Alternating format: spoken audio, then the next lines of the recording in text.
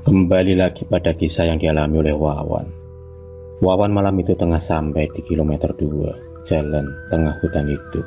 Dia masih tampak santai melajukan motor kesayangannya. Tiba-tiba suara petir sesekali menyambar-nyambar, dan sebentar kemudian gerimis pun melanda. Malam itu gerimis turun rintik-rintik. Wawan masih melanjutkan motornya dengan pelan. Tanpa diduga-duga oleh Wawan, hujan lebat mulai turun mengguyur bumi. Wawan pun segera memutar gas motornya. Dari kejauhan, samar-samar Wawan melihat ada sebuah pom bensin yang masih terlihat buka. Ia pun segera mengarahkan sepeda motornya ke arah pom bensin tersebut untuk maksud berteduh. Maka sampailah Wawan di dalam halaman pom bensin itu.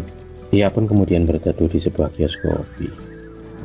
Ngopi dulu sambil nunggu hujan reda, guman Wawan di dalam hati.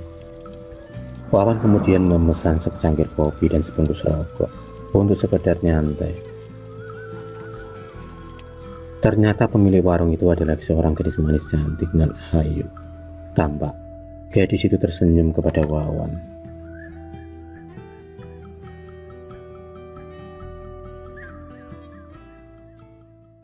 Secangkir kopi panas yang dipesan Wawan pun jadi, dan Wawan pun segera menikmati kopi tersebut di tengah derasnya air hujan yang turun dan dinginnya malam itu.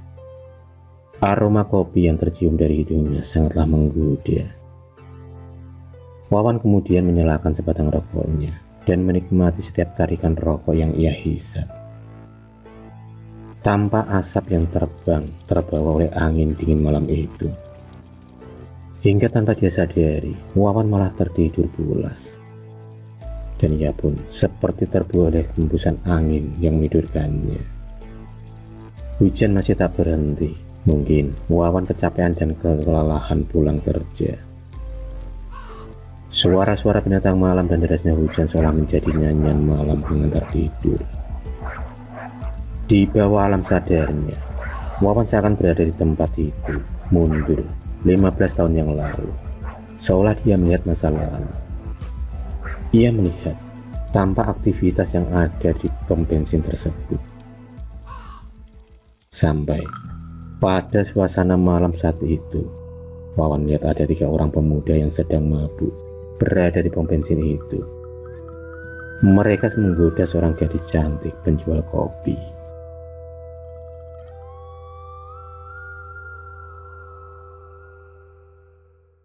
Saat itu malam telah larut dan suasana di pom bensin tersebut memang telah sepi, tak ada orang sama sekali. Karena dalam pengaruh alkohol, ketiga pemuda itu dengan ganasnya segera menyeret gadis cantik penjual kopi itu. Walaupun gadis penjual kopi itu meronta dan berteriak-teriak, namun 3 pemuda itu tak menggubrisnya. Mereka tetap saja membawa gadis penjual kopi itu gudang sebelah dekat kamar mandi. Di sanalah aksi pucat ketiga pemuda yang dalam pengaruh banyu gendong alias alkohol itu. Mereka melancarkan aksinya. Tanpa ampun mereka memperkosa gadis penjual kopi itu secara bergiliran. Wawan yang melihat kejadian itu ingin rasanya menolong gadis itu, tapi ternyata ia hanya bisa melihat dan tak bisa melakukan apa-apa, karena sebenarnya Wawan hanya ditunjukkan pada kejadian yang sudah lama terjadi di tempat itu. Kejadian yang berakhir mengerikan dan tangis kesedihan yang menguras air mata dan kepedihan.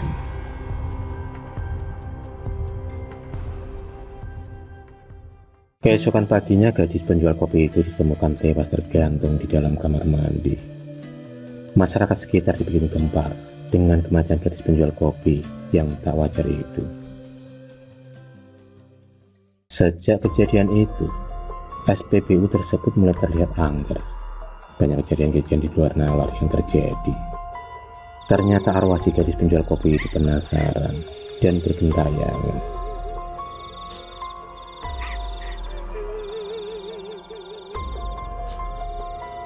Dan arwah gadis tersebut pun menuntut balas pada salah satu pelaku pemerkosanya yang secara tak sengaja datang ke SPBU tersebut pada malam hari itu.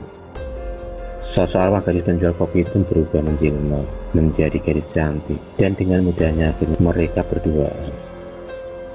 Tanpa disadari, saat mereka berdua tengah asik bermesraan, tiba-tiba gadis tersebut berubah menyeramkan dan menakutkan.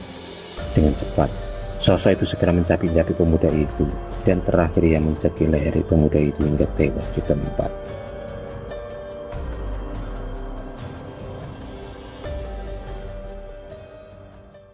Dua pelaku yang lainnya akhirnya ditangkap oleh polisi dan mendekam di penjara. Dan kabarnya mereka mati dalam sel tahanan karena mereka selalu ketakutan merasa didatangi oleh arwah gadis penjual kopi.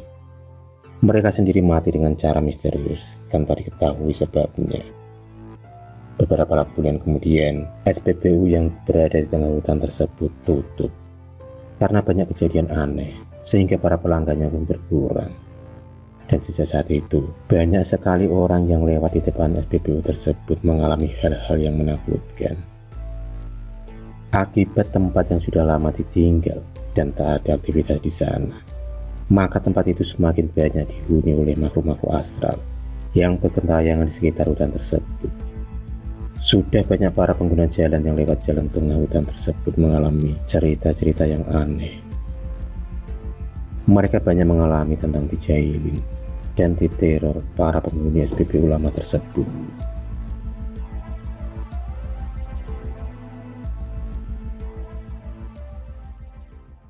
Tiba-tiba Wawan pun terbangun dari mimpi tidurnya.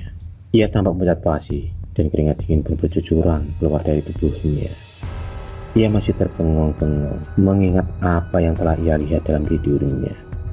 Sebuah pemandangan tragedi yang memilukan, mengenaskan, yang terjadi melatar belakangi keangkeran SPBU lama tersebut. Hingga SPBU itu pun berubah menjadi sangat angker dan wingit.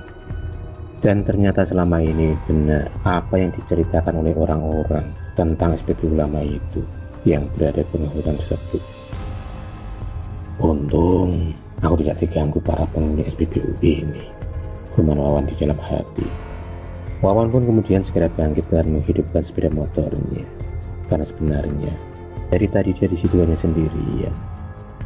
Ia pun segera memutar gas motor kesayangannya, meninggalkan lokasi SPBU lama yang memang terkenal angker dan wingit tersebut. Hingga sekarang, SPBU tersebut mendapat julukan Pom Bensin Setan Tengah Hutan.